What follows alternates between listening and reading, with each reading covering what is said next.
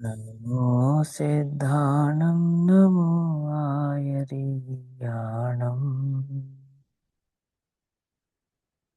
नमो वज्रायाणं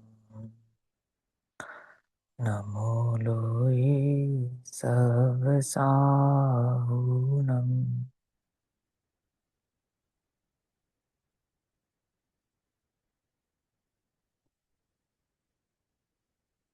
मङ्गलं भगवान् वीरो मङ्गलं गौतमो गणी मङ्गलं कुन्दकुन्दार्त्यो जैनधर्मोऽस्तु मङ्गलम् सर्वमङ्गल्यमाङ्गल्यं सर्वकल्याणिकारकम् प्रधानां सर्वधर्माणां जैनं जयतु शासनम्।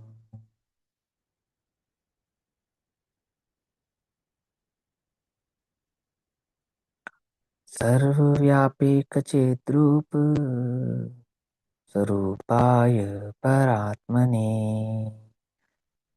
स्वोपलब्धिप्रसिद्धाय ज्ञानानन्दात्मने नमः।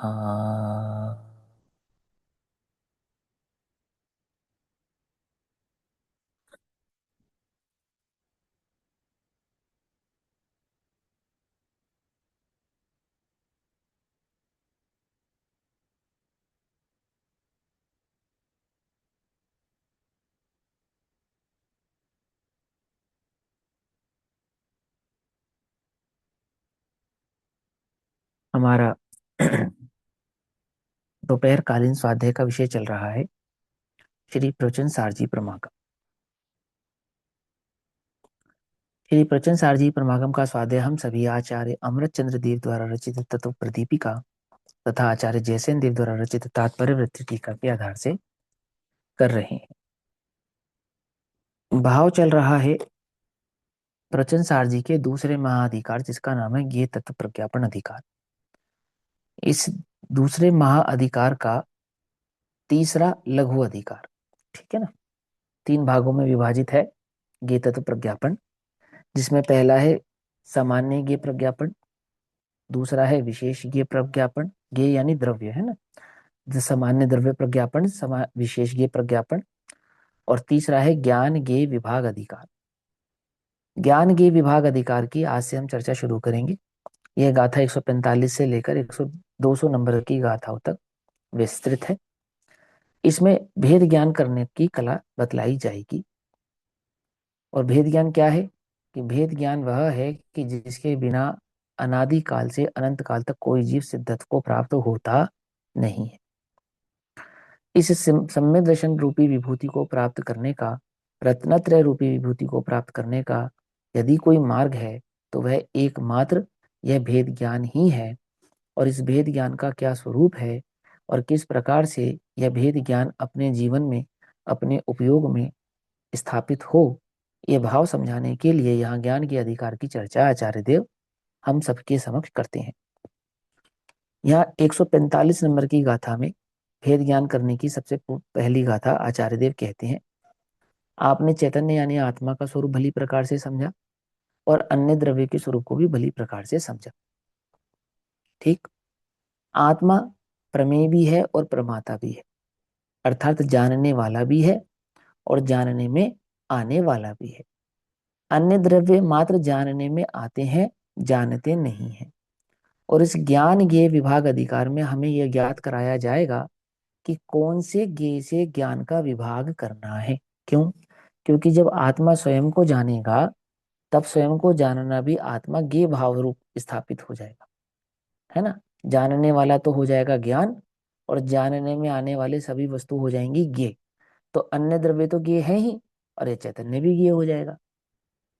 तो किस ज्ञेय को तो निज रूप करना और किस ज्ञेय को निज रूप नहीं करना। ज्ञान और ज्ञेय को एक करना है ना, तो कौन से ज्ञेय को ज्ञान से एक करना और कौन से ज्ञेय को ज्ञान से एक नहीं करना। ऐसा विभाग, समझ में आई बात।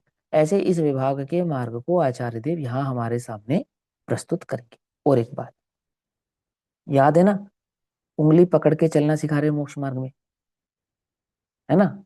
तो बिल्कुल उंगली पकड़ के ही भेद ज्ञान करना भी सिखाएंगे। आचार्य देव की दृष्टि में आप बहुत बड़े स्वाध्यायी हैं, पंडित हैं, पढ़े लिखे हैं, ऐसा नहीं है ना। कैसे हैं आप मोक्ष मार्गी हैं, हलुकर्मी हैं, मंद कषाई हैं, वस्तु के स्वरूप को समझने की इच्छा से आचार्य देव के समक्ष आए। और इस शास्त्र में इसी अपेक्षा के आधार से आपको वस्तु स्वरूप में भेद ज्ञान करने की कला भी सिखाई जाएगी। और वह बिल्कुल एकदम उंगली पकड़ के कैसे भेद ज्ञान कराया जाता है, वह बात यहाँ पर आप सभी के समक्ष रखते हैं। पहली ही गाथा इस बात की सूचक है। यहाँ कहते हैं अब इस प्रकार, किस प्रकार कि हमने जो ज्ञेय तत्व प्रज्ञापन में सामान्य और विशेष ज्ञेयों के स्वरूप का भली प्रकार से निरूपण किया है ना। तो इस प्रकार ज्ञेय तत्व कहकर, ज्ञेय तत्व कहकर यानी कि 6 द्रव्यों के समूह का स्वरूप समझाकर ज्ञान और ज्ञेय के विभाग द्वारा, अब कहा किसे तो ज्ञान कहना और किसे ज्ञेय कहना, ऐसा ज्ञान और ज्ञेय के बीच के भेद को भली प्रकार से समझाकर विभाग द्वारा आत्मा को निश्चित करते हुए, आत्मा को निश्चित करते हुए अर्थात आत्मा के स्वरूप को अन्य द्रव्यों से भिन्न करते हुए, निश्चित करते हुए यानी कि हम ये निश्चय करेंगे ज्ञान के विभाग अधिकार में कि यह तो आत्मा है और यह आत्मा नहीं है, ये निश्चय करेंगे। ठीक है। निश्चित करते हुए आत्मा को अत्यंत विभक्त, अत्यंत विभक्त माने रंच मात्र में पर भाव की गंध जिसमें रखनी नहीं है, रंच मात्र में पर गे जिसमें रहेगा नहीं, ऐसा अत्यंत विभक्त करते हुए करने के लिए व्यवहार जीवत के हेतु का विचार करते हैं। अत्यंत भिन्न करना है ना, अत्यंत भिन्न। तो अत्यंत भिन्न करने के लिए जीव के स्वरूप का विचार करते हैं। किस प्रकार से, निश्चय और व्यवहार प्रकार से, व्यवहार जीव के हेतु से विचार करते हैं। अब व्यवहार जीव क्या होता है, तो व्यवहार राशि को व्यवहार जीव कहते होंगे, हैं। ऐसा नहीं, आपने सुनी ना एक व्यवहार राशि और एक अव्यवहार राशि, तो वो वाली व्यवहार राशि और अव्यवहार राशि वाली बात यहाँ पे नहीं है। यहाँ व्यवहार जीव किसको कह रहे हैं कि लोक में जीव की जो संज्ञा प्रयुक्त है, माने सारा जीव, सारा जगत, जीव किसको कहता है कि सारा जगत जीव इस देह के साथ इस चैतन्य के रहने वाले भाग को कहते हैं ना। म्यूट कर दें। सारा जगत किसको कहता है जीव, तो सारा जगत शरीर को जीव कहता है या नहीं कहता है। जब तक ये शरीर चलता है, फिरता है, बोलता है, खाता है, पीता है, उठता है, जागता है, इसमें नब्ज चलती रहती है, हर कोई कहता है अभी जिंदा है, अभी जीवित है, अभी जीवित है। चलना फिरना बोलना खाना पीना ये सब बंद हो जावे, नब्ज चलनी बंद हो जावे, तो लोग क्या कहते हैं, अब वे नहीं रहे। अब क्या हो गया ये, अब ये निर्जीव हो गया, अब शरीर क्या हो गया, निर्जीव हो गया, ऐसा ऐसा कहते हैं ना। तो लोक में जिसको जीव कहते हैं, अनादि से तू जिसको जीव समझता आया है, तेरे चित्त में जिस देह में जीवत्व भाव विराजमान है ना, ऐसे इस शरीर के साथ संयुक्त जीव भाव को व्यवहार जीव ऐसा कहते हैं। और निश्चय से जीव किसे कहते हैं, निश्चय से जीव जीवत्व शक्ति को धारण करने वाला जो चैतन्य भगवान आत्मा है, जो अजर अमर है, अविनाशी है, जिसका किसी अन्य द्रव्य के साथ कोई संबंध नहीं है, ऐसा एक नित्य चैतन्य ध्रुव भगवान भगवान आत्मा, ये जो चैतन्य परिणाम है, यही वास्तव में जीव है, कोई और जीव नहीं है, ऐसा है ना। हाँ मोहित भैया क्या कहना है आपको, बताओ। व्यवहार राशि, ये जो मार्गण स्थान जीव समास है उसी को कहते हैं या कुछ और है? हाँ उसको, हाँ उसी को कहते हैं, उसकी बात नहीं है यहाँ पर, है ना। मतलब किसी को लगे कि यहाँ व्यवहार राशि के जीव की बात हो, तो मैंने कहा कि व्यवहार जीव, व्यवहार राशि वाले जीव की बात यहाँ पर नहीं है। कर्णन योग में एक व्यवहार राशि कही जाती है, नित्य निगोद से निकलने वाले जीव को व्यवहार राशि का जीव कहा जाता है। बस इतनी सी बात है ना। तो यहाँ पे वो वाला निश्चय व्यवहार नहीं, तो यहाँ व्यवहार किसको, कि लोक में जिसको जीव कहने की एक परंपरा है कि जो जिंदा है, तो किसी भी जीव का जो जिंदापना मापा जाता है लोक में, वो कैसे मापा जाता है, कि वो 10 प्राणों के बल पे मापा जाता है। ठीक है ना। उन्हीं 10 प्राणों को संक्षिप्त में 4 प्राण कहते हैं। ठीक। 10 प्राणों को संक्षिप्त में 4 प्राण, जैसे 5 इंद्रिया प्राण कहलाती हैं, तो एक हो जाएगी वो इंद्रिय प्राण। 3 बल प्राण कहलाते हैं, तो वहां एक हो जाएंगे बल प्राण। श्वास होता है एक, और एक होता है आयुष कर्म। तो इस प्रकार से संक्षिप्त में कहते हैं 4, और 4 का विस्तार करते हैं तो बन जाते हैं 10। 10 कैसे बन जाते हैं? 5 इंद्रियां, 3 बल, कितने हो गए? 8। ठीक। एक हुआ श्वास और एक हुआ आयुष बल, तो कितने हो गए? 10। और इन 10 को शॉर्ट में कहेंगे तो क्या बनेगा? 4 प्राण। तो लोक में जिसकी ये 4 प्राण संयुक्तता है, इन 4 प्राणों की अपेक्षा से यह जीव है, ऐसा देखा, जाना और पहचाना जाता है। इसलिए ऐसी पहचान को तो कहते हैं व्यवहार जीव। और जहां जीव की लक्षण को ज्ञान मात्र माना जाए, जो कि उसका वास्तविक लक्षण है, जो उसकी जीवत्व भाव है, जीवत्व शक्ति है, जो उसका वास्तविक लक्षण है, यदि वहां से देखा जाए तो वह भाव कहलाता है निश्चय जीव, वास्तविक जीव। एक्चुअल में जीव को जानने का जो लक्षण है, वो जीव का ज्ञान ही है और कुछ नहीं है, ऐसा। ठीक। तो बिल्कुल एकदम बेबी स्टेप के साथ, बिल्कुल एकदम छोटे बच्चे जैसा आपको ये समझाते हैं कि देखो भैया, तुम इसको जीव समझते हो ना, कि हाँ ये जीव तुम्हें समझ में आता है ना, कि हाँ ये तो व्यवहार जीव है। अच्छा, तो निश्चय जीव किसको कहते हैं? ये जो चैतन्य है ना, ज्ञान, जो ज्ञान लक्षण तो भी सीख कर आया है, समझ कर आया है, वो निश्चय जीव है, ऐसा। ऐसे बिल्कुल बालक की भांति ये भेद ज्ञान करने की कला आचार्य देव हब संधि के समक्ष वे कहते हैं 145 नंबर की गाथा में।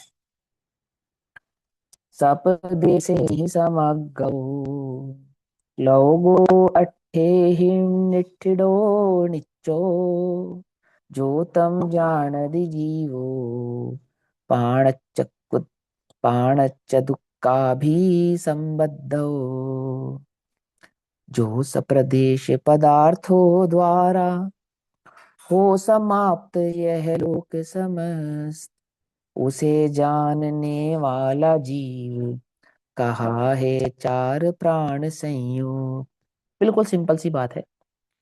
वे कहते हैं इस गाथा में क्या समझाएंगे हमको, कि देखो भाई, जो सप्रदेश पदार्थों द्वारा, अर्थात आपने सामान्य और विशेष ज्ञेय तत्व प्रज्ञापन में जो ज्ञेयों के स्वरूप को भली प्रकार से समझा, उसमें क्या क्या लक्षण सीखे आपने, कि जो द्रव्य गुण पर्याय आदि स्वभाव वाला होता है, उत्पाद वह ध्रुव युक्त होता है, आदि आदि, वो पदार्थ होता है। और उस वह पदार्थ कैसा होता है? प्रदेश स्वभाव वाला ही हो सकता है, और जो प्रदेश नहीं है तो वह पदार्थ भी नहीं है। ऐसे इस प्रदेश भाव को धारण करने वाला जो ये 6 द्रव्यों का स्वरूप है, और उस 6 द्रव्य के स्वरूप की स्थापना हमने जो लोक का आधार से की, 3 लोक के आधार से की ना, लोक समझाया आपको, स्थापना समझाई उसकी कि कैसे ये 3 लोक हैं। तो 6 द्रव्यों के समूह रूप यह जो लोक है, यही एकमात्र लोक है। इसके सिवा अन्य कोई दूसरा लोक नहीं है। कि ऐसे अनंत लोक होते होंगे, कि ऐसे अनंत लोक नहीं होते। यही जो एक लोक है, 6 द्रव्यों के स्वरूप का जो विस्तार इन तीनों लोकों में समाप्त हो जाता है, जिसे हम लोकाकाश के नाम से जानते हैं। आकाश का विस्तार अलोकाकाश में भी रहता है, लेकिन 6 द्रव्यों की संयुक्तता के साथ जो लोकाकाश आदि भाव से विराजमान यह लोक है, अंतिम एकमात्र लोक है। क्या लिखा? हो समाप्त यह लोक समझ, अर्थात कुल मिलाकर यही लोक है। समझे? इससे अधिक, इससे बड़ा, इससे अन्य और इससे अधिक कोई विस्तृत कोई लोक इस जगत में नहीं है। कैसे पता? कि जिस ज्ञान के द्वारा लोक का यह स्वरूप जाना गया, उसी ज्ञान के द्वारा यह बात भी जानी गई कि और कोई जगत में अन्य लोक नहीं है। ठीक। सांख्य मतियों में या वेदांतियों में एक ऐसी मान्यता है कि अनंत लोक होते हैं। क्या मान्यता है? अनंत लोक होते हैं, है ना। और अनंत लोकों में वहां एक मान्यता ऐसी भी है कि ब्रह्मा भी कई प्रकार के होते हैं। ठीक। कई प्रकार के ब्रह्मा होते हैं, आदि आदि ऐसी मान्यता है। और हम इस ब्रह्मांड के हैं, वो उस ब्रह्मांड का है, वो उस ब्रह्मांड का है, ऐसा ऐसा पूरा एक विस्तार चलता है। यहाँ जैन दर्शन कहता है कि भाई ऐसा नहीं है। एक ही लोक है। कौन सा लोक? वो जो 14 राजू लोक से विराजमान इस अलोक आकाश में विद्यमान है। ठीक है ना। और इस 14 राजू लोक का जो विस्तार आपने भली प्रकार से अभी समझा, जो सप्रदेशी द्रव्यों के समूह से बना है, यही एकमात्र लोक है। और इस लोक को जो जानता है वो कौन है? अर्थात जो जाने, जो 6 द्रव्यों के भाव स्वभाव स्वरूप को, लोकालोक को भली प्रकार से जाने, वो जीव है। और उसी जीव को इस संसार में, इस लोक में 4 प्राण संयुक्त ऐसा जाना देखा पहचाना जाता है। बस इतनी सी बात। क्या जानने वाला जीव है, और उस जानने वाले जीव को 4 प्राण संयुक्त ऐसा कहा जाता है। क्यों? क्योंकि अनादि से यह जीव ऐसी ही संसार दशा को प्राप्त होता आया है। जन्म मरण जन्म मरण जन्म मरण जन्म मरण जन्म मरण। तो जन्म मरण कैसा? कि वो इंद्रिय आदि 10 प्राणों के प्राप्ति का नाम है जन्म, और इंद्रिय आदि 10 प्राणों के घात का नाम है मरण। तो ये जो प्राण संयुक्तता है ना, व्यवहार प्राण संयुक्तता, इसकी अपेक्षा से जीव है। और इन 4 प्राणों की संयुक्तता के विघटन की अपेक्षा से जीव नहीं है। ऐसा ही लोक में अनादि से इस जीव को देखा समझा जाना जाता आया है। ठीक है ना, आ गई बस समझ में, अज्ञानता की अपेक्षा से। उनके सामने तो बिल्कुल अज्ञानी बैठे ना हम, तो हमें ये बात समझा रहे हैं। उन्हें पता नहीं, हमने भीतरा विज्ञान बाल बोध आदि ये सब पढ़ लिया है, अभी उनको ये बात नहीं पता है ना। ऐसे लोकल लोग को जानते हैं, लेकिन अभी ये बात नहीं जानते हैं। तो उनको है कि इसको बिल्कुल अच्छे से पॉइंट टू पॉइंट बात समझानी है, तो उसको हमको समझा रहे हैं। आगे देखो क्या कहते हैं। यहाँ कहते हैं, सप्रदेश पदार्थों के द्वारा समाप्ति को प्राप्त, अर्थात जो कुछ है, ये 6 द्रव्यों के समूह रूप जो 3 लोक का जो भाव है, यही है समाप्ति के साथ। मैंने इससे अधिक अन्य द्रव्यों का विस्तार नहीं है। जो कुछ है, इन 5 द्रव्यों का विस्तार यहीं तक है। ठीक। आकाश का विस्तार तो आलोक आकाश भी है, वो आप जान ही चुके हो। लेकिन कहने में यही आएगा कि 6 द्रव्य भाव यही मात्र है लोक की अपेक्षा से, क्योंकि यही लोक है। बाकी क्या है? तो देखो, अलोक के 2 अर्थ होते हैं। एक तो लोक नहीं, लोक नहीं, सो क्या हो गया? अलोक, है ना। और एक था आलोक, है, माने आकाश भाव मात्र ही लोक है जहां पर, तो उसको आलोक कहते हैं। ऐसा पकड़ में बात? नहीं पकड़ में? तो हाँ, ये लोक है और बाकी लोक नहीं है, ये समझा रहे हैं कि जो कुछ है यह लोक है। तो कहते हैं, सप्रदेश पदार्थों के द्वारा समाप्ति को प्राप्त, अर्थात 6 द्रव्यों से ही संपूर्ण लोक समाप्त हो जाता है। अर्थात उसके अतिरिक्त लोक में दूसरा कुछ नहीं है, कोई अन्य लोक नहीं है, और लोक से अलग कोई अन्य प्रभाव नहीं है। ऐसा, ऐसे संपूर्ण लोक नित्य है। नित्य है माने शाश्वत है, ये लोक का शाश्वत स्वरूप है। फिर उसे जो जानता है वो कौन है? वह जीव है। और वो जानने वाला जो जीव है, उसे, जो कि संसार दशा में 4 प्राणों से संयुक्त है। इस संसार दशा में वह जीव कैसे जाना पहचाना जाता है? जो स्वयं जानन स्वरूप है, ऐसा वह जीव। जो समस्त लोगों को जानने की योग्यता रखता है, ऐसा वह जीव। उस जीव को इस संसार में 4 प्राण की संयुक्तता से देखा जाना पहचाना जाता है। समझे? तो किस नतीजे पर पहुंचे हम? अच्छा अच्छा, ओहो, मैं जीव हूं। ये शरीर की अपेक्षा से जो ये जानता है देखता है 4 प्राणों वाला, ये कौन है?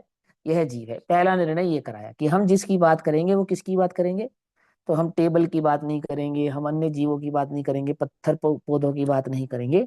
हम तो जो जानता हो, देखता हो, उठता हो, बैठता हो, खाता हो, पीता हो, सोता हो, माने जो 5 इंद्रिय के कार्य करता है, जिसके पास 3 प्रकार के बल हैं, जो श्वासोश्वास के साथ है, और आयुष बल वाला है, वह जीव है। ठीक। वास्तविक लक्षण क्या है? वास्तविक लक्षण है जानना। लेकिन कहां से समझा रहे हैं? स्थूल से सूक्ष्म की ओर लेकर आएंगे। तो स्थूल से सूक्ष्म लाया कैसे? कि शरीर के साथ जो युक्त बैठा है यह जीव है। तो सारे जगह से उसका उपयोग हटाकर पहले उसकी अपनी ओर लेकर आए कि तू जीव है। ये सारे लक्षण तेरे पास हैं, कि हाँ मेरे पास 5 इंद्रियां हैं, 3 बल हैं, श्वासोश्वास है, आयुष कर्म है, और मैं जानता भी हूं। तो क्या हुआ? मैं जीव हो गया। अब मैं में वास्तविक मैं कौन है और वास्तविक मैं कौन नहीं है, इसका ज्ञान कराना है। आई बात समझ में? है ना? हाँ। इतना तो भैया हमें पता ही है? अभी बताया ना मैंने कि आचार्य को नहीं पता कि तुम्हें पता चल गया है। ठीक। सुनो ध्यान से। अब 402 नंबर का पेज, गाथा नंबर 145 की आचार्य अमरचंद्र देव टीका करते हैं, तत्व प्रदीपिका। मैंने 145 नंबर गाथा में क्या तत्व का प्रतिपादन होना है, उसकी टीका आचार्य अमरचंद्र देव करते हैं, और वे कहते हैं कि इस प्रकार जिन्हें प्रदेश का सद्भाव फलित हुआ है, अर्थात जिन्हें प्रदेश का स्वरूप भली प्रकार से समझ में आ गया है। समझे? 144 नंबर की गाथा तक जिसने इस प्रवचन सार जी के भाव को भली प्रकार से समझ लिया, सीख लिया और जान लिया, तो क्या समझ में आया उसको? कि उसको ये बात समझ में आई कि द्रव्य यानी कि पदार्थ किसे कहना, किसे कहना, कि वो पदार्थ सप्रदेशी होता हुआ, अर्थात प्रदेश भाव सहित कैसा है?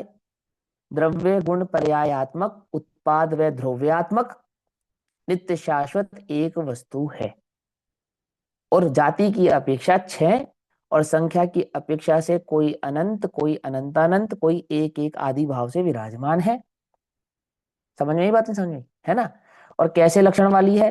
कि कोई अनंतानंत प्रदेशों वाला है, कोई संख्यात प्रदेशों वाला है, कोई एक प्रदेश वाला है, कोई असंख्यात प्रदेश वाला है, आदि आदि भाव से यह बात भली प्रकार से हमें समझ में आ गई है। तो इसको क्या कहा? फलित होना। क्या कहा इसे? फलित होना। तो कहते इस प्रकार जिन्हें प्रदेश का सद्भाव फलित हुआ है, ऐसे आकाश पदार्थ से लेकर काल पदार्थ के सभी पदार्थों से समाप्ति को प्राप्त जो समस्त लोक है ना? पदार्थों का स्वरूप समझने का आने का मतलब क्या है? जिसे लोक का स्वरूप समझ में आ गया है ना? जैन सिद्धांत प्रवेशिका का सबसे पहला प्रश्न क्या विश्व किसे है? कहते विश्व किसे कहते हैं, पहला ही प्रश्न है। जैन सिद्धांत प्रवेशिका, अर्थात जैन सिद्धांत में प्रवेश करने के लिए आपको सबसे पहले किस प्रश्न का उत्तर आना चाहिए? विश्व किसे कहते हैं, ये बात आपको समझ में आनी चाहिए। अब ये विश्व किसे कहते हैं, ये बात जिसको समझ में आ गई है, उससे आगे की बात हम कहेंगे, है ना? तो यहाँ क्या कहते हैं? ऐसे ही के सभी पदार्थों से समाप्ति को प्राप्त जो समस्त लोक है, अर्थात छह द्रव्यों के समूरूप यह जो लोक परिणाम है, इसको जिसने भली प्रकार से समझ लिया। कैसा समझ लिया? वो नरक स्वर्ग आदि की अपेक्षा से नहीं। समझना ध्यान से। अब इस बात में थोड़ा सा भाव है, थोड़ा सा ट्विस्ट है, वो समझना। ये जैन दर्शन की अपेक्षा से बतला रहा हूं। नरक कितने होते हैं? 7। स्वर्ग कितने होते हैं? 16। स्वर्ग कहाँ होते हैं? ऊपर। नरक कहाँ होते हैं? नीचे। मान के चलो किसी को लगे कि नरक होते हैं 8 और स्वर्ग होते हैं 14, ऐसा है ना? अपने अपने श्वेतांबर भाई तो स्वर्ग 14 ही मानते हैं, 16 मानते ही नहीं, है ना? और मान लो नरक 8 होते हैं, ऐसा मान लेते हैं। और नरक हम मान लेते हैं ऊपर और स्वर्ग मान लेते हैं नीचे। सुनना ध्यान से, उल्टा नहीं पकड़ना बात को, तो चलेगा। क्या कह रहा हूँ, वो विपरीत नहीं पकड़ना, पहले समझना ध्यान से। चलेगा, कोई दिक्कत नहीं है। लोक का ऐसा स्वरूप जाना हुआ तो चलेगा, कोई दिक्कत नहीं है। लेकिन द्रव्य गुण पर्याय के स्वरूप को नहीं जानेगा तो नहीं चलेगा। आई बात समझ में? क्या कहा? लोक के स्वरूप को जानना माने क्या? लोक के स्वरूप को जानना माने ये नहीं कि स्वर्ग कितने हैं और कहाँ है, नरक कितने हैं और कहाँ है, अथवा मध्य लोक में कितनी भूमिया है, ये जानना नहीं। लोक को जानना माने छह द्रव्यों के स्वरूप को जानना। जिसने छह द्रव्य के स्वरूप को भली प्रकार से जाना है, वास्तव में उसने लोक को जाना है। जिसने द्रव्य गुण पर्याय के स्वरूप को जाना है, वास्तव में तो उसने लोक को जाना है। और जिसने द्रव्य गुण पर्याय के स्वरूप को तो जाना नहीं, सीखा नहीं, समझा नहीं, है ना? अब आप ये बात को इस बात से थोड़ा रिलेट कर कर देखो कि हमारी जो पढ़ाई हुई स्वाध्याय के नाम पर, तो जो वास्तव में लोक का स्वरूप हमें सीखना और समझना चाहिए था, वहां तो हमने अपना बल लगाया कम। और जो इतना जरूरी नहीं था, मैं ये नहीं कह रहा गैर जरूरी था, है ना, वहां लगाया बल ज्यादा, कि वो 14 स्वर्गों की लड़ाई ज्यादा बड़ी है हमारे लिए। भले ही द्रव्य गुण पर्याय के स्वरूप को हम समझ पाए चाहे नहीं समझ पाए। नरक कौन जाएगा कौन नहीं जाएगा ये लड़ाई ज्यादा बड़ी है हमारे लिए क्या। भले ही ये स्वरूप भले हम समझ पाए या नहीं समझ पाए कि नरक जाने का जो मूल कारण है वो मिथ्यात्व है। स्वर्ग में सुख है नरक में दुख है, ये लड़ाई ज्यादा बड़ी है हमारे लिए, बजाय ये समझने के लिए कि दुख का वास्तविक कारण तो द्रव्य गुण पर्याय को भली प्रकार से नहीं समझना है। कुछ बात समझ में आ रही है नहीं आ रही? जो शक्ति है जो बल है वो कहाँ लगता है?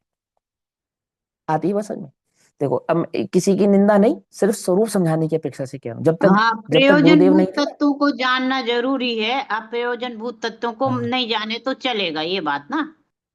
चलेगा, हाँ ये चलेगा।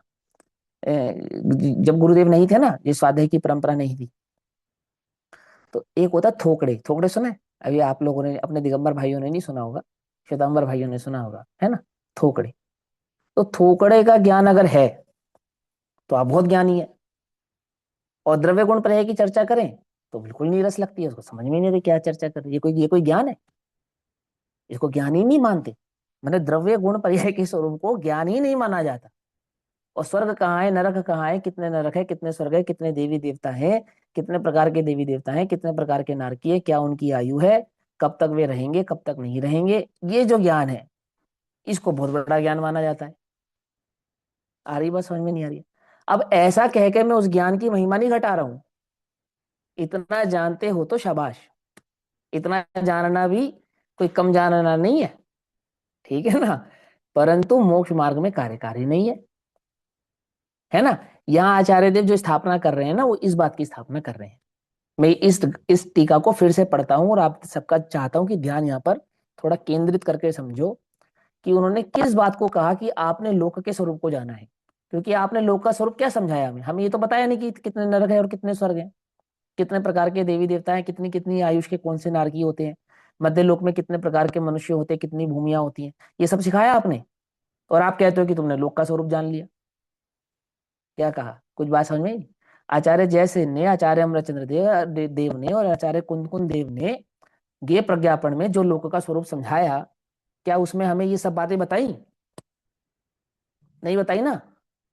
और क्या कह रहे हैं यहाँ पर इस गाथा में, 145 नंबर की गाथा में, कि आपने जो लोक का स्वरूप जाना है, कि हमने तो कुछ नहीं जाना, लोक का स्वरूप कैसे जाना हमने?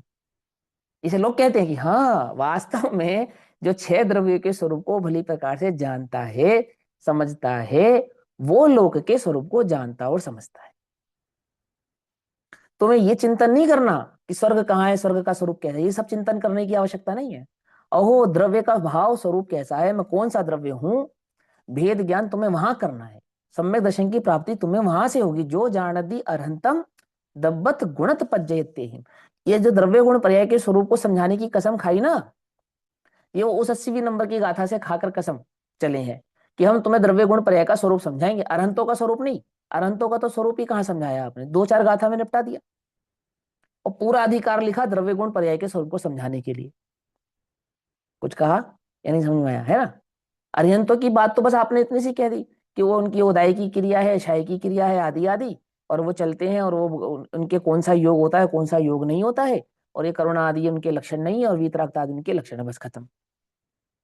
लेकिन जिस द्रव्य गुण पर्याय के स्वरूप को समझने में आपने इतना बल दिया था, वो गेत तत्व प्रज्ञापन में अरिहंतों के द्रव्य गुण पर्याय थे या द्रव्य गुण पर्याय थे? हैं? कि वो तो द्रव्य गुण पर्याय का सामान्य और विशेष स्वरूप था, उसका अरिहंतों से क्या लेना देना, समझना ध्यान से, बहुत ध्यान से समझना बात को। आ रही है बात समझ में नहीं आ रही है? क्या कहना चाह रहा हूं मैं आपसे? कि जिसने वो द्रव्य गुण पर्याय के स्वरूप को भली प्रकार से समझा है, वास्तव में तो उसने ही लोक को समझा है। वास्तव में तो उसने ही अरहंत को समझा है। अरहंत को समझा है माने लोक को समझा है, लोक को समझा माने अरहंत को समझा। क्यों? क्योंकि लोका लोक को जानने वाले, बतलाने वाले, उसके स्वरूप का ज्ञान जिनके ज्ञान में उसको पूरा लोक झलकता है, वे अरहंत ही है ना? सिद्धों के भी झलकता है पर वो बतलाते नहीं उस अपेक्षा से।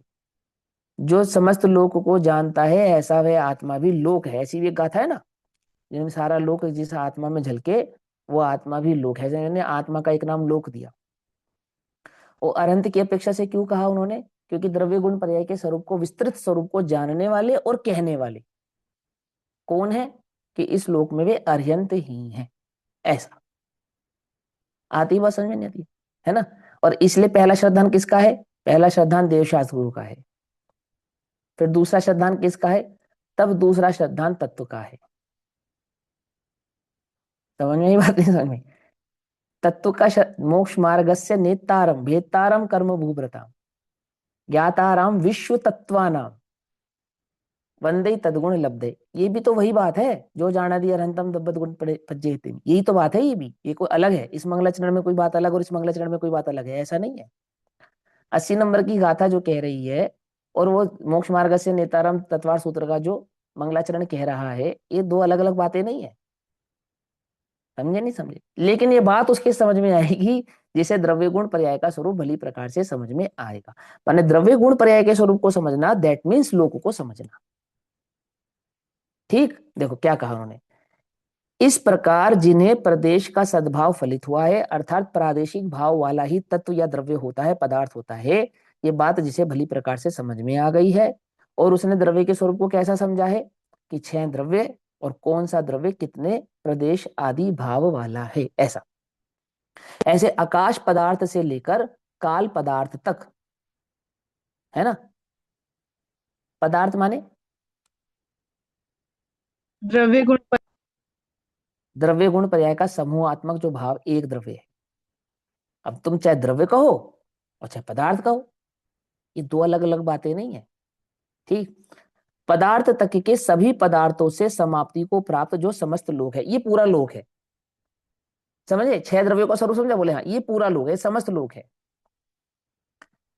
उसे वास्तव में, उसे वास्तव में मतलब किसे? जिसने उस समस्त लोक को समझा, उसे वास्तव में उसमें अंतःपाती होने पर भी। ये अंतःपाती क्या होता है? अंतःपाती होने पर भी है।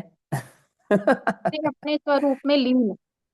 हाँ, अंतःपाती कहने का अर्थ होता है, अंतःपाती माने 6 द्रव्यों के विस्तृत भाव को जान लिया कि हाँ, अब क्या हुआ कि कुछ नहीं, जो जहां है, जैसा है, जिसमें है, जैसा जिस रूप में है, वो वहां वैसा उस रूप में विराजमान है ना। जान लेने से कोई कहीं चला गया हो, जान लेने से किसी का कुछ कोई मतलब वो जान लेने से किसी का राज खुल गया हो, जान लेने से कुछ गड़बड़ हो गई हो, ऐसा नहीं, है ना।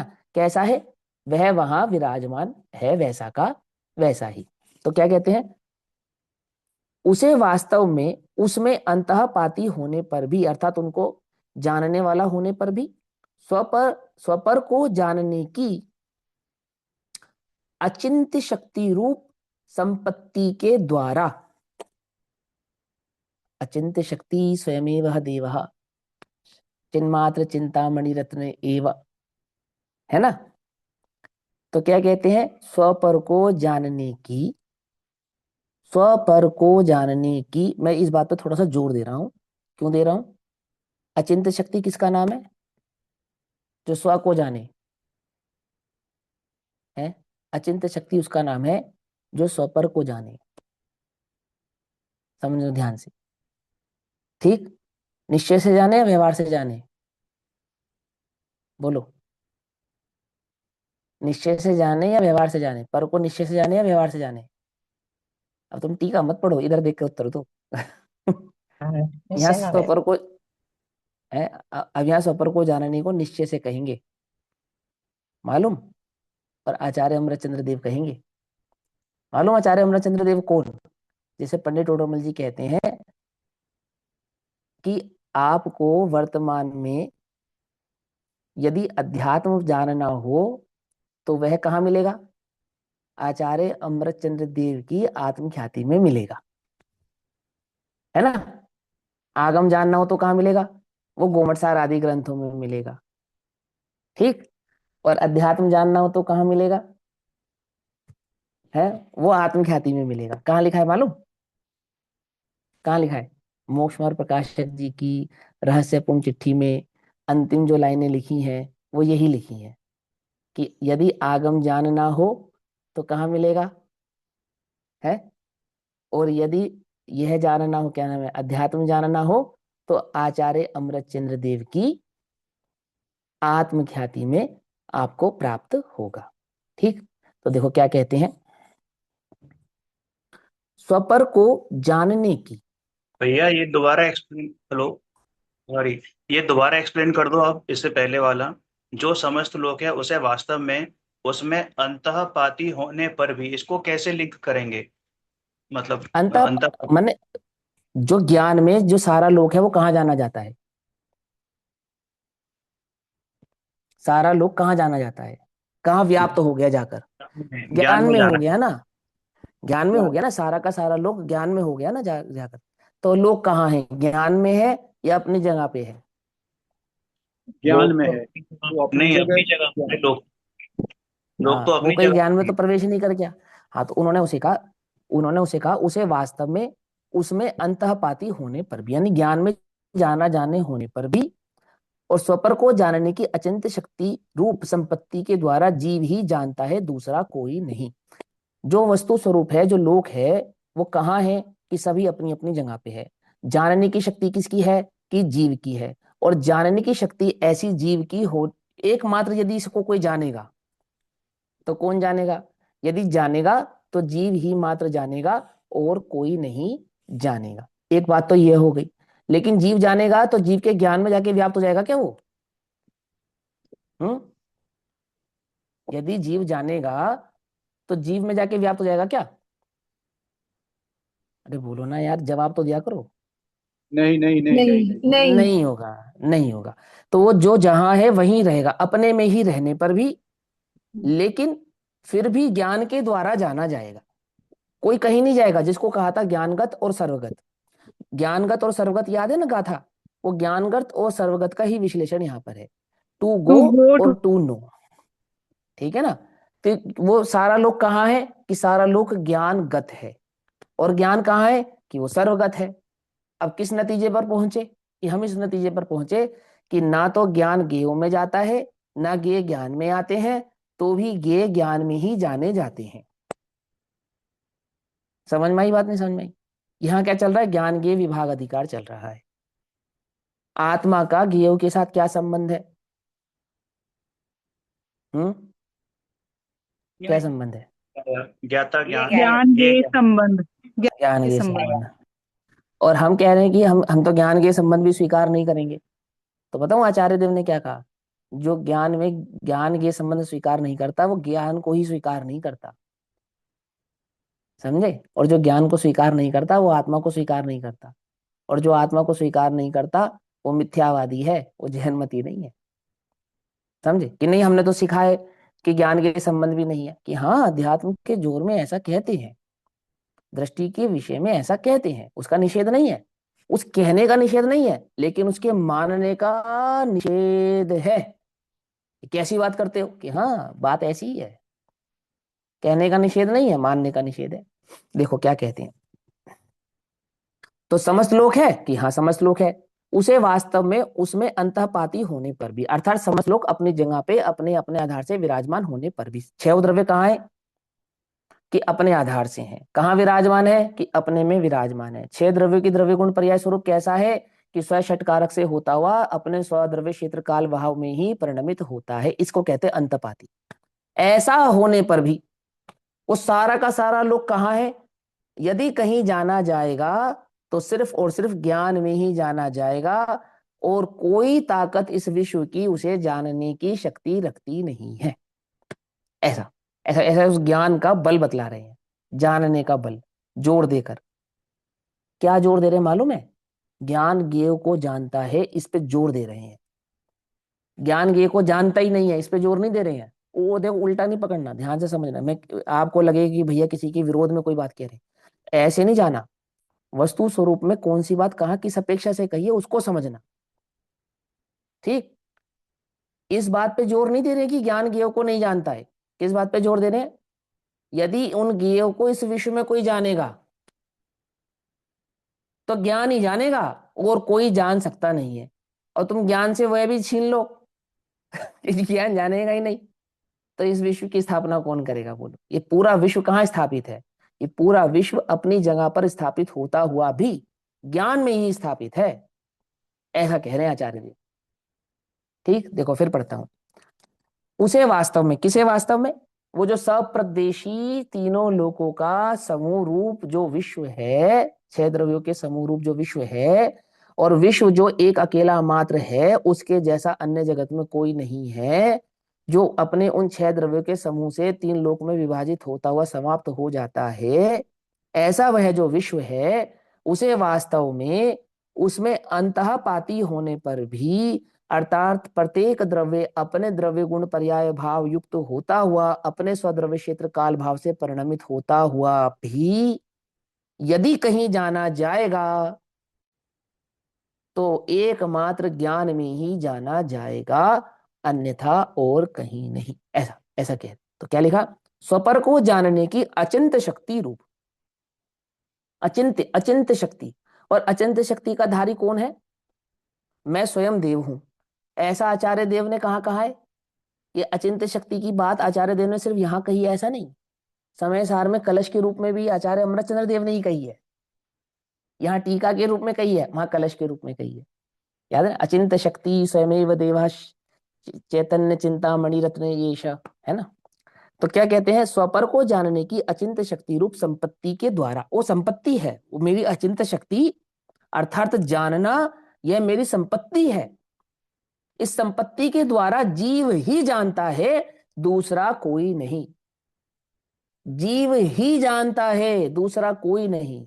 फिर सुनो, जीव ही जानता है, दूसरा कोई नहीं। मैं गेय को जानता ही नहीं, यह बात यहां नहीं है। और सुनो आगे बात। इस प्रकार शेष द्रव्य गेय ही है, अर्थात 6 द्रव्य गेय ही है। ज्ञान तो है ही, लेकिन ज्ञान जानता भी है, इसलिए उस ज्ञान से अलग जो अन्य द्रव्य हैं उनमें ज्ञान नहीं है, यह सिद्ध होता है, क्योंकि कोई और जानता ही नहीं है। तो 6 द्रव्य में बाकी द्रव्य क्या हो गए? कि ज्ञान विशेष की शक्ति को धारण करने वाला जो जीव द्रव्य है वह तो ज्ञान है, और अन्य सभी द्रव्य क्या रह गए? जो बचे हुए द्रव्य हैं वे सभी मात्र ज्ञेय ही हैं, वे ज्ञान नहीं है, अर्थात उनमें जानने की शक्ति नहीं है। ज्ञान के विभाग में क्या ज्ञान है? कि चैतन्य का ज्ञान लक्षण होने से चैतन्य ज्ञान है, और अन्य सभी द्रव्य क्या है? कि जानने की शक्ति नहीं होने के कारण वे सभी ज्ञेय हैं। ठीक। और जीव द्रव्य तो ज्ञेय तथा ज्ञान है। जीव द्रव्य कैसा है? कि एक एक गाथा एक भी आती है ना, कि भैया हमें तो ऐसा लगता है कि दूसरे को जानने के लिए, जैसे आंखें दूसरे को तो जान सकती हैं परंतु स्वयं को नहीं जान सकती। लेकिन इन्हीं आंखों को यदि दूसरे को अपने को देखना हो तो सामने एक दर्पण चाहिए, कोई वस्तु चाहिए जिसमें इन आंखों को स्वयं को देखने के लिए रिफ्लेक्ट होकर अपने को देख सके। तो आचार्य ने क्या खंडन किया? कि सुनो सुनो, आंख का लक्षण, ज्ञान का लक्षण आंख जैसा नहीं, ज्ञान का लक्षण तो प्रकाश जैसा है। इस विश्व में जलते हुए दीपक को ढूंढने के लिए किसी अन्य दीपक को जलाने की आवश्यकता है क्या? की आवश्यकता नहीं है। तो ये ज्ञान कैसा है? कि ज्ञान स्वभाव को धारण करने वाला, अचिंत शक्ति का धारण करने वाला यह जो देव है, चैतन्य भगवान आत्मा, यह ज्ञान भी है और यह ज्ञेय भी है, अर्थात अपने ज्ञान से समस्त लोक को तो जानता ही है परंतु स्वयं को भी जानता है। तो अन्य 5 द्रव्य तो क्या हो गए? वे मात्र ज्ञेय रहे, और ये चैतन्य भगवान आत्मा कैसा हो गया?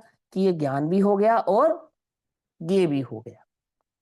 ठीक। तो क्या कहा? इस प्रकार शेष द्रव्य ज्ञेय ही है और जीव द्रव्य तो ज्ञेय तथा ज्ञान है।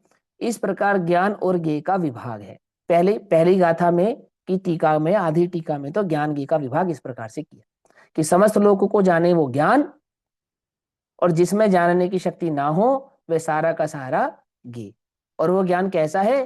कि वो ज्ञान स्वयं ज्ञान भाव वाला तो है ही, लेकिन वो स्वयं को भी जानने की शक्ति रखता है, इसलिए वह ज्ञान स्वयं ज्ञेय भी है। पकड़ में आएगी बात? ठीक।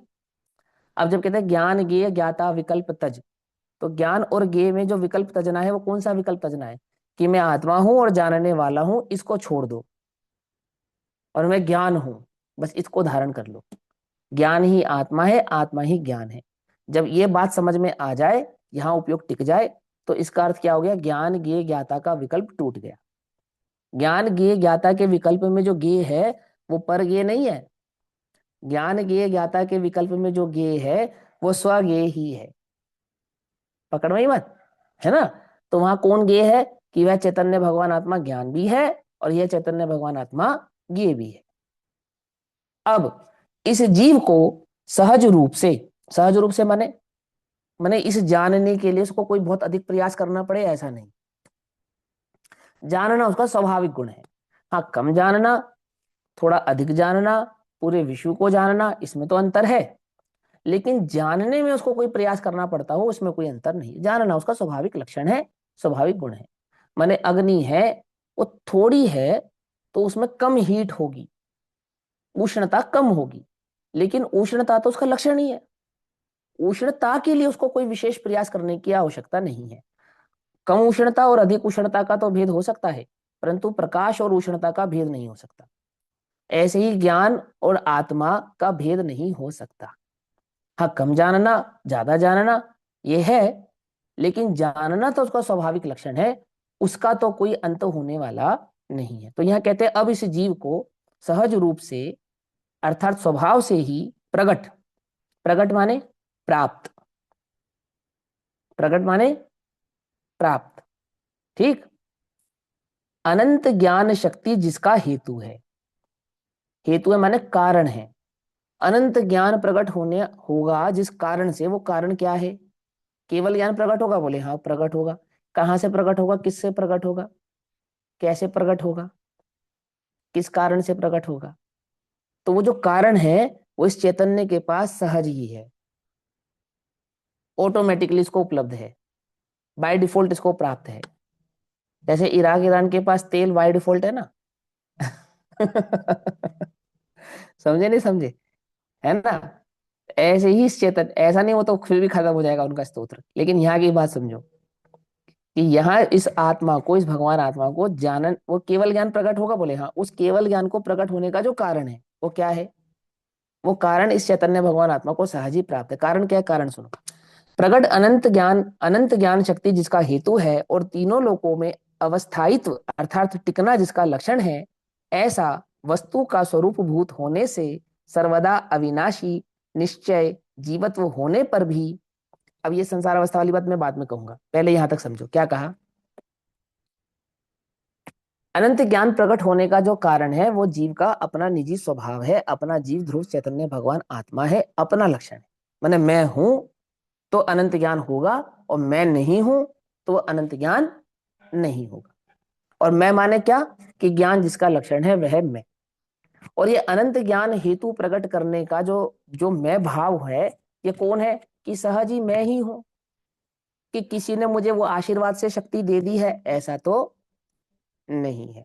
अब यहाँ कहा कि जो निश्चय जीव और व्यवहार जीव की बात हमने टीका में गाथा में कही, व्यवहार जीव, तो यहाँ टीका में उसका थोड़ा सा विस्तार करके बतलाते हैं कि देखो निश्चय जीव तो ये चैतन्य भगवान आत्मा है, और इसी चैतन्य भगवान आत्मा को जब सहदेह यानी शरीर के साथ जाना पहचाना जाए तो इसको कहते हैं व्यवहार जीव। क्या कहते हैं इसको? व्यवहार जीव। तो पहले पहले पैराग्राफ में तो ज्ञान के लक्षण समझा दिया विभाग करके, अब दूसरे पैराग्राफ में टीका का मर्म समझा रहे हैं, गाथा का मर्म समझा रहे हैं कि व्यवहार जीव किसको कहना। तो बोले निश्चय जीव से भिन्न जो बात है वो व्यवहार जीव है। तो निश्चय और व्यवहार जीव में क्या अंतर है? तो बोले निश्चय जीव तो ये कहते हैं अब इस जीव को सहज रूप से यानी स्वभाव से ही प्रकट अनंत ज्ञान शक्ति जिसका हेतु है क्या, और तीनों काल में अवस्थित्व यानी कि टिके रहना, त्रिकालीपना है है है है है। तो ये त्रिकालीपना क्या है जो हमें पूर्व की गाथाओं में सिद्ध करके बतलाया आचार्य देव ने? मेरा ध्रुव स्वभाव। किसी भी द्रव्य का जो ध्रुव स्वभाव होता है वो क्या होता है? किसी भी द्रव्य का ध्रुव स्वभाव उसके त्रिकालीपने का सूचक होता है। तो मेरा जो ध्रुव स्वभाव है वो मेरे त्रिकालीपने का सूचक है ना। ऐसा तो तीनों काल में अवस्थित्व अवस्थायित्व अर्थात टिके रहना जिसका लक्षण है, ऐसा वस्तु का स्वरूप भूत होने से सर्वदा, अर्थात वह वस्तु स्वयं ही होने से, स्वरूप भूत होने से माने वस्तु स्वयं उसमय ही होने से हमेशा, सर्वदा माने हमेशा, अविनाशी अर्थात कभी नाश नहीं होने वाली, निश्चय जीवत्व ऐसी वह चैतन्य भगवान आत्मा है। निश्चय जीवत्व ऐसी वह निश्चय जीवत्व चैतन्य भगवान आत्मा है, वह जीव है। यहां पर आ जाओ बस। यहाँ आगे लिखी नहीं है बात, होने पर भी बात को अभी गौण कर दो बस। निश्चय जीवत्व, निश्चय जीव कौन है?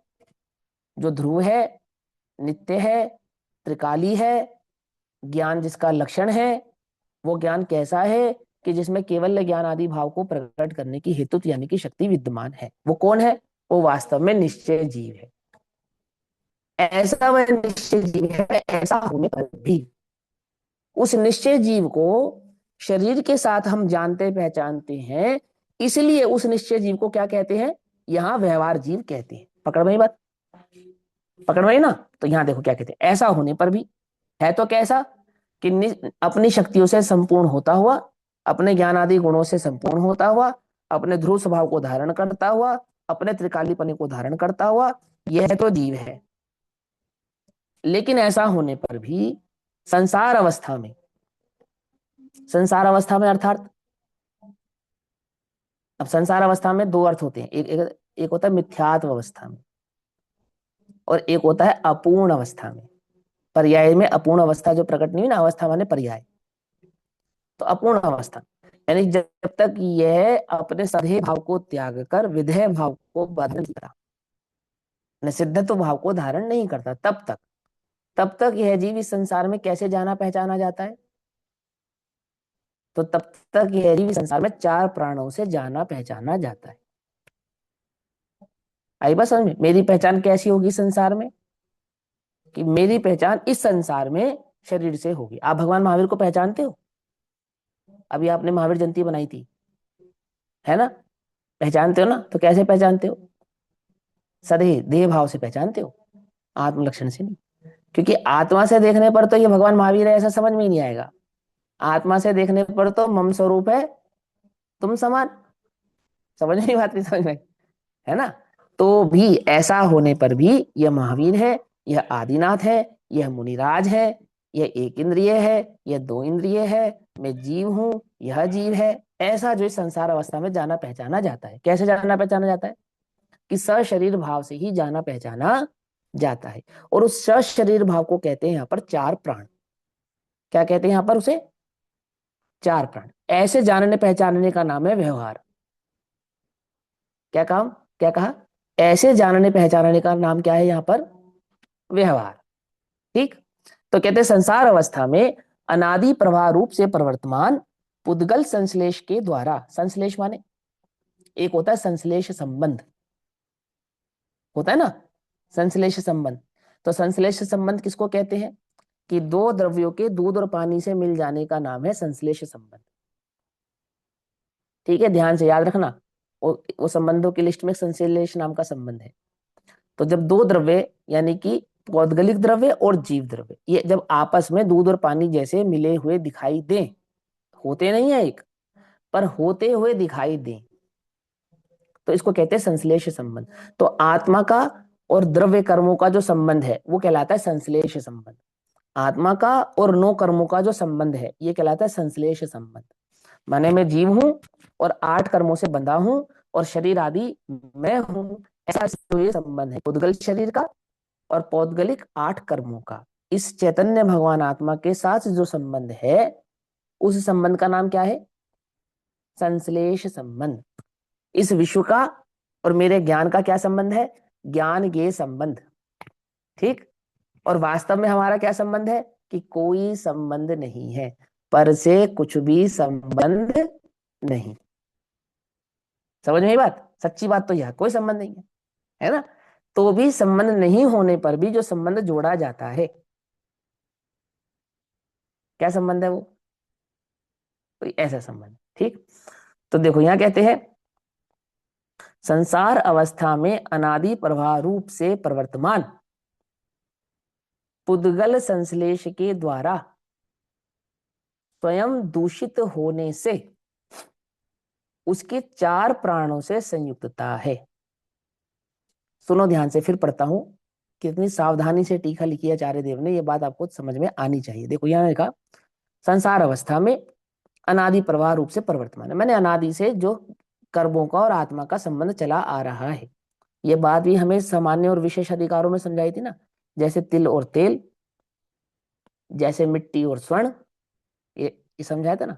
ऐसा अनादि से प्रवाह जो संबंध चला आ रहा है, ऐसा वो जो पुद्गलों के साथ संश्लेष संबंध है, उस संश्लेष संबंध के द्वारा ये आत्मा यदि दूषित हुआ है तो उन कर्मों के द्वारा नहीं, उन कर्मों के कारण नहीं, स्वयं से दूषित जो हुआ है, स्वयं से, समझे, स्वयं से दूषित होने से, स्वयं से, अपने से जो दूषित पना इसके अंदर आया है, उस दूषित पना होने से इसे चार प्राणों की संयुक्तता हुई है। कौन कौन से चार प्राणों की संयुक्तता हुई है? कि बिल्कुल शॉर्ट में कहेंगे तो शरीर की संयुक्तता हुई है, थोड़ा विस्तार करेंगे तो चार प्राण करेंगे, और चार प्राणों का भी थोड़ा और विस्तार कर देंगे तो 10 प्राण, ऐसा कहते हैं। ठीक है ना, कि संयुक्तता है जो कि व्यवहार जीवत्व का हेतु है और विभक्त करने योग्य है। सावधान, क्या सावधानी भैया? कि पहला भेद ज्ञान इस देह से करो कि ये शरीर मैं नहीं हूं। पहला भेद ज्ञान किससे मत करो? कि मैं केवल ज्ञान नहीं हूं, इससे नहीं। समझना ध्यान से, है ना। पहला भेद ज्ञान किससे करो? कि वो ज्ञान की पर्याय से विभिन्न में भगवान आत्मा हूं, उससे नहीं। पहला भेद ज्ञान किससे करो? ये देह मैं नहीं हूं, इससे करो। शरीर मैं नहीं हूं, पहला तुम्हारे अंदर में ये बात स्वीकृत होनी चाहिए। समझ में बातें, समझ में कि नहीं? नहीं भैया हम तो जानते हैं। क्या जानते हैं? क्या जानते हैं? कि मैं क्या हूं? अरे बोलो ना। कि मैं भैया मैं तो जीव हूँ। शरीर, शरीर मैं तो नहीं। शरीर नहीं, मैं तो आत्मा हूं। ये तो हम जानते हैं। जानते नहीं जानते हैं? देखो आचार्य देव क्या कहते हैं, मैं तुमको एक गाथा का रेफरेंस देता हूँ।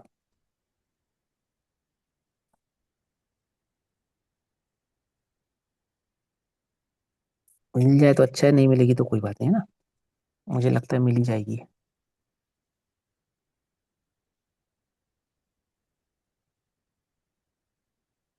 हम्म,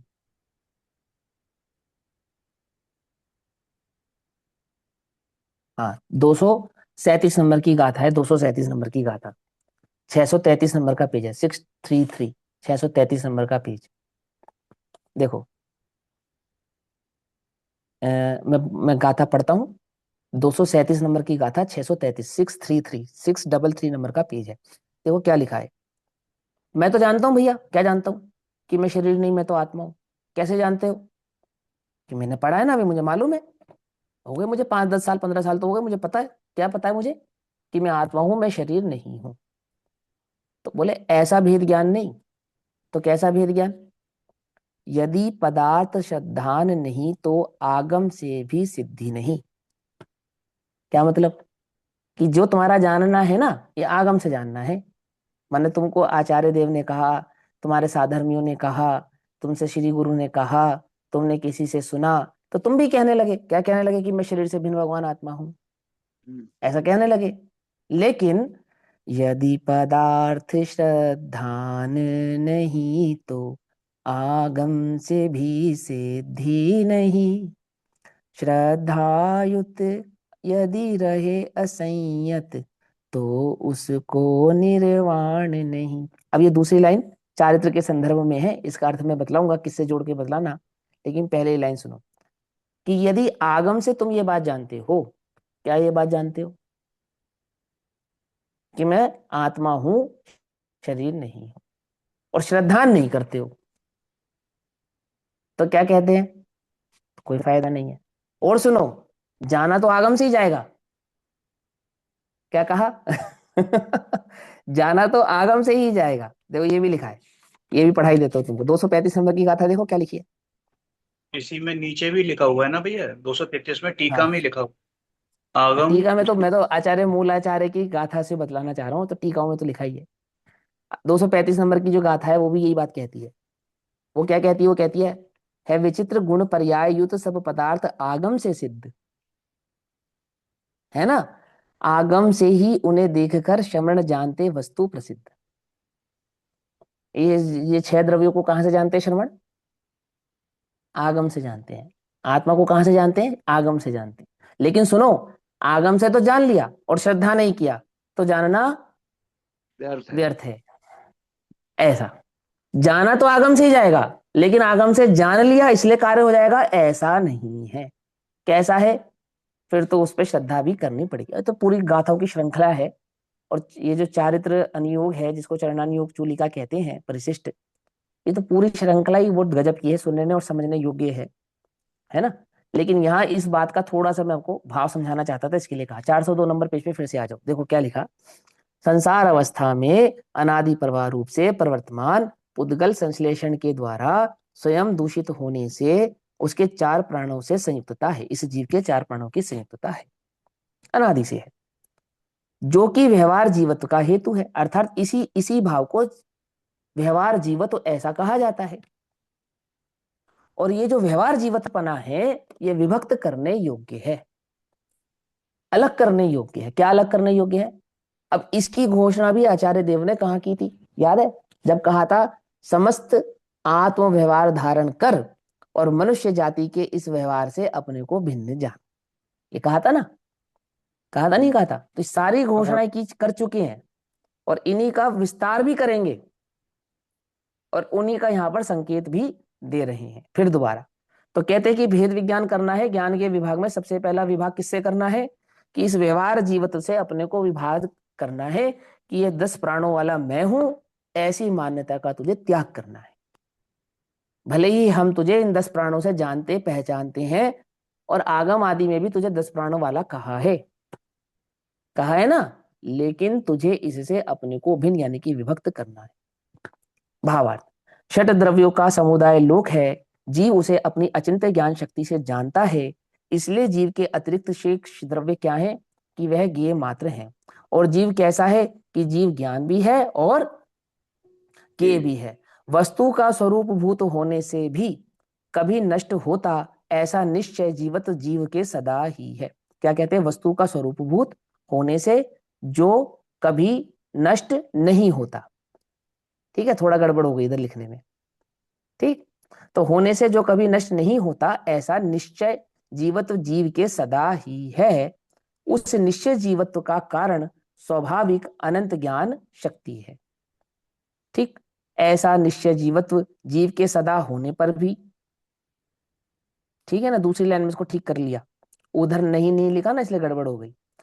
तो ऐसा निश्चय जीवत्व जीव के सदा होने पर भी वह संसार दशा में स्वयं पुद्गल के संबंध से दूषित होने से चार प्राणों से संयुक्त है। कैसा दूषित हुआ? कि वो पुद्गल के साथ संयुक्तता धारण करिए ना, ऐसा संयुक्तता से वो दूषित हुआ और उस दूषण के कारण इसे चार प्राणों वाला ऐसा जाने लगा, कहा जाने लगा, पहचाना जाने लगा और ये भी अपने को ऐसा ही मानने भी लगा। और इसलिए उसके व्यवहार जीवत्व भी है और इसी कारण से इसी निश्चय जीव को व्यवहार जीव ऐसा कहा जाता है। चलो, और उस व्यवहार जीवत्व की कारण रूप जो चार प्राणों से संयुक्तता है, अर्थात देह आदि से जो संयुक्तता है, उससे जीव को भिन्न करना चाहिए। चार प्राण कौन से हैं? ये जो शरीर आदि जो चार प्राण हैं, जिन्हें हम 10 प्राणों के विस्तार से जानते हैं। तो अब जिससे तुम्हें भेद ज्ञान करना है, उस भेद ज्ञान में ये चार प्राण है ना, अब इसका विचार आगे की गाथाओं में आपको कर कर बतलाएंगे कि वो कौन से चार प्राण हैं जिनसे इस जीव को क्या करना है? भेद ज्ञान करना है। ठीक, यहाँ कहते हैं कारण रूप जो चार प्राणों से संयुक्तता है उससे जीव को भिन्न करना है। भिन्न करना है माने भेद ज्ञान करना है, ज्ञान के विभाग करना है। और विभाग कैसे होता है, किस प्रकार से किया जाता है, वो एक एक बात आपको डिटेल में समझाएंगे। अभी यहाँ समय हुआ, बाकी का भाव हम कल समझेंगे। तब तक के लिए सभी को जय जिनेन्द्र। एक ओम प्रश्न नमः सिद्धेभ्य। हाँ भैया भाई, बोलिए। एक प्रश्न ये आया है कि जैसे वस्तु स्वरूप हम समझ रहे हैं और हम्म हमने हमें ये लगता है कि हमने वस्तु स्वरूप समझ लिया, लेकिन हम्म सम्यक दर्शन नहीं हुआ। क्या इन दो हम्म बातों में डिफरेंस हो सकता है या एक ही बात है हाँ कि बहुत, नहीं नहीं बिल्कुल जमीन आसमान का अंतर है। और अपनी पुरानी कक्षाओं में मैंने कई बार इसको विस्तार करके समझाया है। वस्तु स्वरूप समझना और आत्म अनुभव होना ये दो अलग अलग बातें नहीं है। ठीक है, और पंडित टोटोमल जी ने तो कहा ही है ना, उन्होंने क्या कहा कि भैया जब तक सम्यक दर्शन नहीं हो यानी आत्म अनुभव नहीं हो तो मैं क्या करूं? बोले तत्व अभ्यास कर। तो अभ्यास करने का मतलब क्या होता है? कि जब तक वो आत्म साधना हो जाए तब तक अभ्यास किया जाता है। समझे नहीं समझे? तो आत्मसात हो गए कैसे पता चलेगा कि वो अनुभूति में आ जाएगा? मैंने मेरा अभ्यास सफल हुआ, ये मुझे कैसे ज्ञात होगा कि मेरा चैतन्य भगवान आत्मा मेरे अनुभव में आ जाएगा? इससे मुझे ज्ञात हो जाएगा कि मेरा अभ्यास सफल हो गया। मैंने अभ्यास सफल होने का लक्षण तो अनुभूति है। तो यदि मुझे ये भ्रम है कि मुझे तत्व समझ में आता है, बस अनुभव होना बाकी है, यदि मुझे ऐसा लगता है तो मैं भूल में हूं। ये समझ लो आप ध्यान से, क्योंकि तत्व समझ में आना और अनुभव होना ये दो अलग अलग बातें नहीं है। तो हाँ जब तक अनुभव ना हो तब तक क्या करो? तब तक उपायांतर करो, माने स्वाध्याय करते रहो। तो क्यों करते रहे? कि वो तत्व तुम्हें भली प्रकार से बारीकी से समझ में आ जावे, उसके लिए तुम ये कार्य करते रहो। और सुनो, अगर तुम लगन से रुचि से इस कार्य को करते रहोगे तो कदाचित इस भव में तुम्हारा कार्य ना हो, तो संस्कार के बल पे अगले भव में हो जाएगा। लेकिन होगा इसी भव से, होगा इसी कारण से। इसको प्राप्त करने का दूसरा कोई उपाय नहीं है इस विश्व में। उस केवल ज्ञान को प्राप्त करने का उपाय शुद्धोपयोग है, और उस शुद्धोपयोग को प्राप्त करने का उपायांतर एकमात्र स्वाध्याय है और कुछ नहीं है। समझे? ये मार्ग है ऐसा। चलो और कुछ बाय है। पतंग ओम से नमः। डोर नहीं बांधना पड़ेगी। हाँ पतंग से जी। डोर नहीं बांधना पड़ेगी। पतंग से मुझे डोरी समझ, नहीं बांधना पड़ेगी। हाँ मतलब मुझे ना सही में सही साफ आवाज नहीं आ रही बिल्कुल भी। ठीक कोई है। बात नहीं। हाँ हाँ। डोर डोर पतंग से बांधनी पड़ेगी कह रहे हैं। हाँ हाँ, डोर पतंग से बांधनी पड़ेगी। हाँ, डोर पतंग से बांधनी पड़ेगी, सही है। ठीक है, ऐसा कह सकते हैं एक ना। हाँ एक बात बोलूं मैं कि जो हाँ जी, बोलिए ना। समझ में आना वो तो ज्ञान की चीज है और अनुभूति में आना वो तो श्रद्धान की चीज है। हाँ लेकिन जो श्रद्धान है वो अंधा, बहरा, लूला, लंगड़ा सब है। किसके कंधे पे बैठा है वो ज्ञान श्रद्धान के किसके कंधे पे बैठा है? ज्ञान के कंधे पर। अंधे के। ज्ञान के कंधे पे बैठा है। और आप ये कह रहे हो कि ज्ञान ने स्वीकार लिया, श्रद्धान ने स्वीकार नहीं किया। ऐसा नहीं होता, ये नहीं है।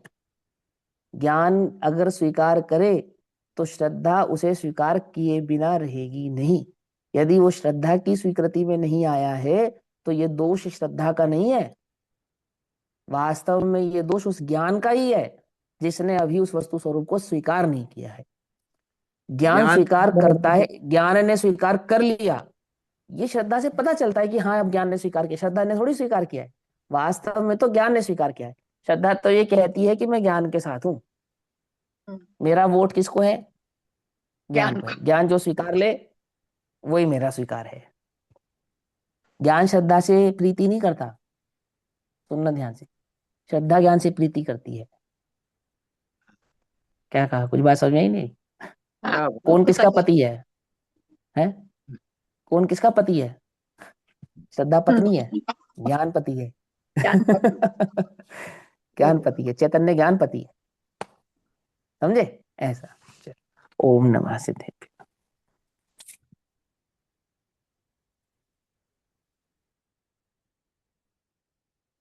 नीचे निधि